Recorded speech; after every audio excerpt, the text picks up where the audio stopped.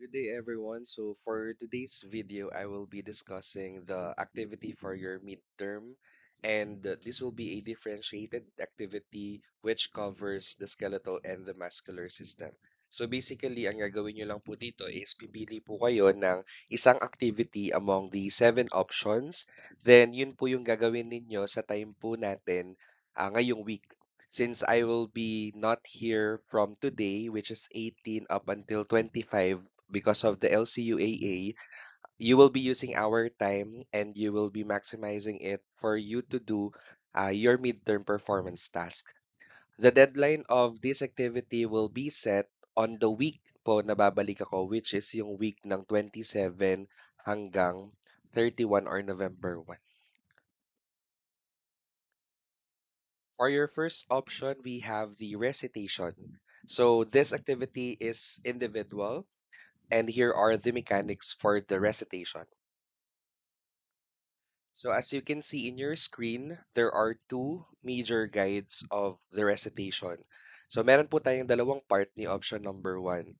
First part is the free pass. So kung halimbawa po, mare-recite po ninyo yung buong human skeletal system na 28 na nakikita niyo po sa left part ng screen ninyo and yung pong 11 major muscle groups without buffer, without error, or kung may error man siguro ay 2 to 3 errors lang and allowable naman siya na ulitin mo or balikan mo, pasado pa po yun sa free pass. So kapag free pass po yung naging under nung activity mo, matik po, perfect po yung score natin. Sabi nga po dyan, if you will be able to recite the following without error. So automatic po, free pass po siya. In the case that errors are made in the free pass, 10 questions shall be asked about the muscular and skeletal system, and it will determine your score in the said activity. So halimbawa po, nag-recite po kayo, nag-trial po kayo nung skeletal and muscular system, tapos nagkaroon po kayo ng errors na more than 4, 5, 6, and so on. Gagawin na po natin siyang oral recitation.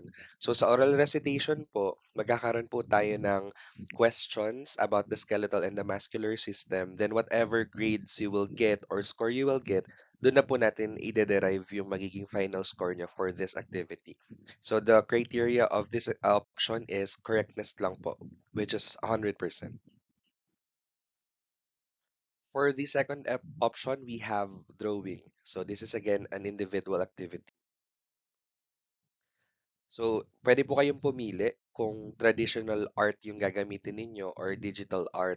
Originally, pwede po siyang maging by pair, but since nagsuspend ng face-to-face classes and you will be working in your own houses, so lahat po ng activity natin ay individual na po. If ever na ang pipiliin po ninyo is digital art, ang gagawin niyo pong drawing ay parehong skeletal and muscular system. Pero kapagka po traditional art po yung gagawin ninyo, isa lang po, pipili lang po kayo kung skeletal po ba or muscular system. So ano pong explanation bakit dalawa pag digital, isa pag traditional? Kasi po, in my observation, yung digital art kasi, less yung hassle niya as compared with traditional. Since pag traditional, hindi madaling mag-correct ng mga dapat i-correct, unlike kay digital art, so mas madaling mag-redo ng paulit-ulit sa digital art. Kaya po pareho niyo po siyang gagawin. If you choose to do this individually, yun nga po, pipili po kayo ng isa. And kapag naman po digital art, edi dalawa po yung gagawin. Ang material po na gagamitin natin is 1/8 illustration board para hindi masyadong malaki. And it is important that you will be including the labels as well. So, hindi po pwedeng drawing lang ng skeletal system or ng muscular system. Kailangan po mayroon pong label. So, here is an example of the drawing. Pero hindi po ito talaga yung reference. Ito po ay sample lang po. Pwede po kayong pumili sa internet. You can surf the internet and find other references for the drawing. Siguro kung bukod dito, pwede nyo pong gamitin yung mga hiwalay yung bawat parts ng bones or ng muscles. Hindi naman kailangang buong katawan talaga na katulad nito. Pwede namang by parts. Halimbawa, yung sa ulo lang, tapos yung sa arms lang, yung sa may ribs lang, yung sa may pubis lang, and so on and so forth. For the criteria, we have completeness 30%, cleanliness and organization 25%, neatness 15%, and for labels and content 30%. For the third option, we have arts and crafts. So sa arts and craft naman po, you will be showing the different parts of either the skeletal or the muscular system. Ang gamit nyo po ay yung mga materials that you can see around you. So halimbawa po kung meron po diyang mga matchstick, cotton balls, mga leaf, and you will choose between the two lang po. As much as possible, sana po ay wag po tayong gagastos at gamitin po natin yung mga available na materials sa bahay. Iwasan po nating bumili ng bumili kasi madidefeat din po niya yung purpose ng arts and craft. So kung may mga luma po kayo diyang mga gamit na hindi na masyadong nagpa-function or hindi nyo naman na ginagamit at all, yun na lang po yung gamitin natin.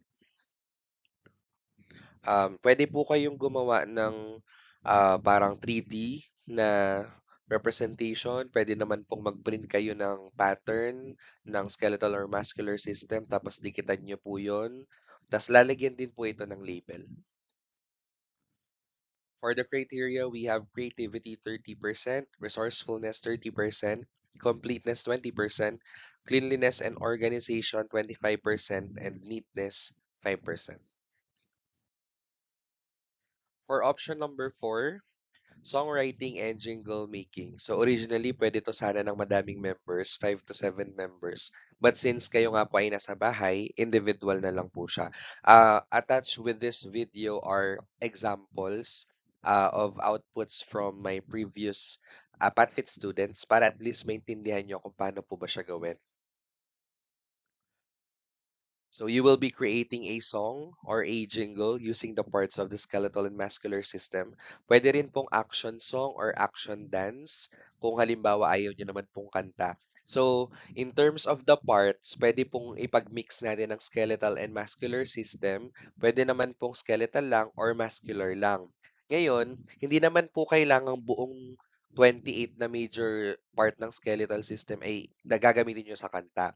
Kahit part lang po, wala naman pong problema doon. The same with muscular system.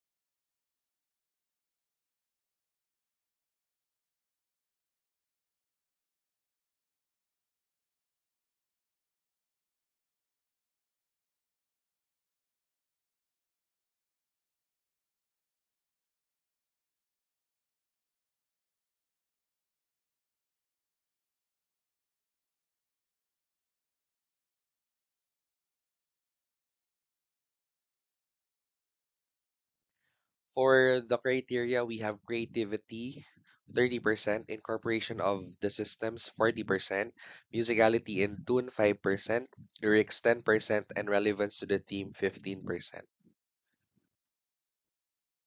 For option number 5, we have interactive display. So there are two options that you can select from, or you can derive your own way of doing this activity. This was actually created last year because of my IT students. Sila yung nag-suggest nito. Bibili kayo ng topic, either skeletal or muscular system. Tapos, pwede po kayong gumawa ng actual na interactive display. Yung sample po na ipapakita ko sa inyo, dalawang version po yun. Yung isa, gumawa siya ng display ng skeletal system and muscular system gamit ang HTML. Then, it's an interactive display wherein you can hover the systems. Pag binabaan mo yung opacity niya, automatic nakikita mo dun na nare-reveal yung skeletal system, both left and right. Tapos meron siyang iba't ibang view. May sagittal, may transversal. Tapos ang pinakamaganda dun is when you click it, nagpapakita yung pangalan ng part ng muscle or ng mismong bone. So, pwede pong ganun yung gawin nyo. You can also do a web page or other ways of doing it as long as it is an interactive display of the system. So, kung halimbawa naman, dun kayo sa mas madaling version, pwede po kayong gumawa ng PowerPoint presentation. Pero yung PowerPoint presentation po na yun, dapat naka-hyperlink po siya. May sample din ako ditong naka-attach. So, ang example na ginawa nung estudyante ko is, meron siyang ginawang PowerPoint na nakalatag dun yung instructions, kung paano siya gamitin, ano yung i-click, saan i-click. Ganun kasi ang hyperlink. Dapat may certain part ka ng PowerPoint na i-click para ma-direct ka dun sa certain page na pupuntahan mo. So, in her case, gumawa siya ng skeletal system. Tapos, each part, pag clinic mo, nag-zoom in siya. Then, mare-reveal yung mga parts niya. Then, when you click the parts, may definition siya. So, basically, ganun po kapag PowerPoint ang gagamitin niyo. For the criteria ng interactive display, we have creativity 30%, function 30%, completeness of information 20%, organization 10%, impact and appeal 10%. For the PowerPoint presentation, creativity 30%, format is 20%, impact and appeal 20%, completeness of information 10%, and cleanliness and organization 10%. For option number 6, we have role-playing or drama. So ito po, ganun din, 5 to 7 members siya nung umpisa, pero individual na lang po siya ngayon. In case na meron kayong kapitbahay, literal na kalapit nyo lang po ng bahay, siguro pwede naman na magsama kayo sa isang video. So ang gagawin naman po dito, gagawa po kayo ng story or scenarios where the parts of the skeletal and muscular systems can be showcased. Pwede pong kahit anong genre. Dun sa mga samples na ipapakita ko sa inyo, parang ano siya, yung mga taong nandun sa video, they are acting as part of the body's system. Tapos sinishare nila yung purpose nun, anong function niya. So, pwede din pong ganun yung gamitin natin. Or pwede din naman po kayo mag-infomercial video. So, kumbaga parang binibigay niyo po yung overview ng skeletal and muscular system.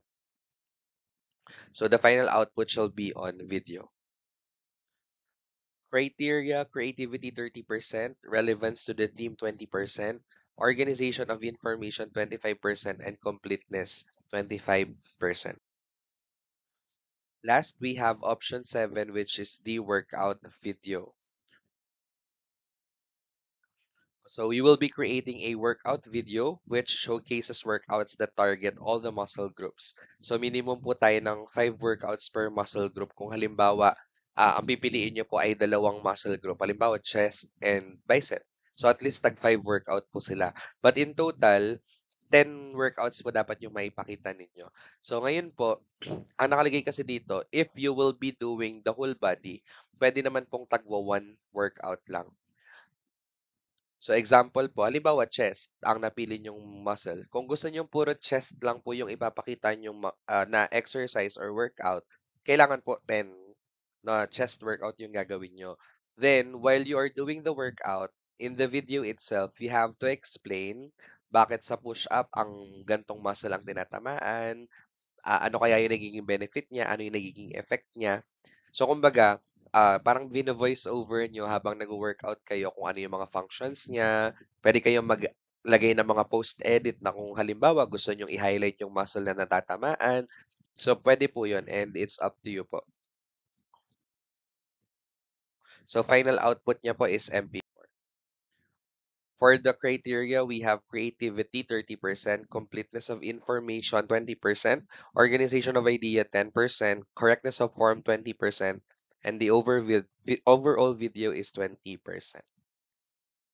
So for the general reminders, ulitin ko lang po, you will only choose one among the seven.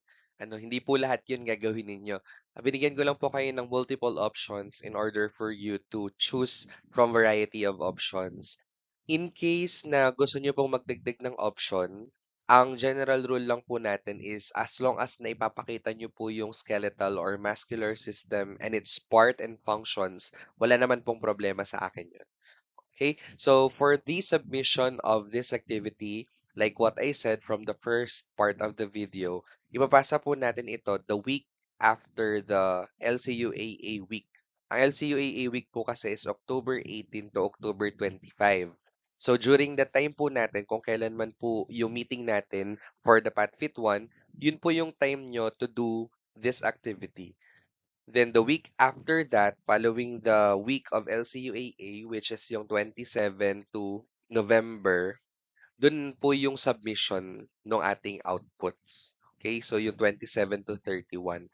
Kasama po nung submission is also the same day for the recitation part and pwede ding presentation ng mga videos na ipinasa ninyo together with the quiz, long quiz of the skeletal, muscular, and nutrition. So that's it for the midterm activity. If you have questions, message na lang po ako sa messenger. Thank you.